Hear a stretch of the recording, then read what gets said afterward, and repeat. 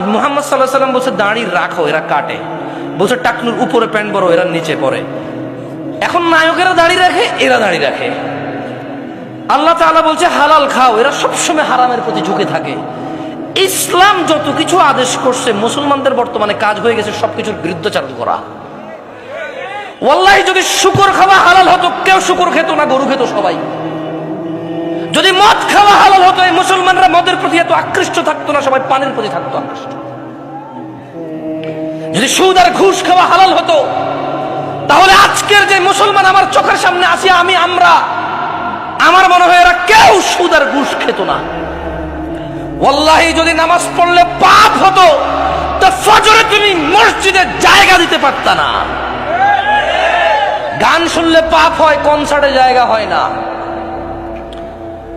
গান শুনলে পাপ হয়, কনসার্টে জায়গা হয় না। সিনেমা দেখলে পাপ হয়, ইন্টারনেটে মিলিয়ন বিলিয়নস ভিউ হয় ওইটার। বাবা মায়ের সাথে বেয়াদবি করলে পাপ হয়, কোন সন্তান তার বাপ মায়ের কথা শোনে না। একটা সামান্য মেম্বার, ইউনিয়ন মেম্বার, ও বেটা এখন 2 লাখ টাকা খরচ করলে হওয়া যায়। কি আগের যুগ আছে সম্মানত? আমি রাজনীতি বক্তব্য দিচ্ছি না, ফ্যাক্ট বলতেছি। নিজের উপরে নিয়েন না কেউ। আমি রাজনীতি বুঝি কম, তাই বলি না। আমার শত্রু বানায় শুধু শুধু নিজের শত্রু বাড়ায়েন না। আমি নিরীহ মানুষ, মনে আপনার কষ্ট যাবে শুধু, বাস।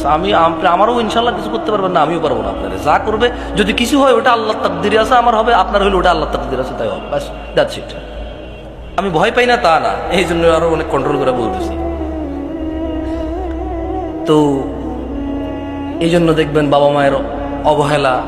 ওর যদি খালি ইউনিয়ন চেয়ারম্যানে বলে ওকে বলিস তো একটু দেখা করতে, ও লুঙ্গি কোনটা পড়বে এই টেনশনে পড়ে যাবে, যাইতে হবে রে।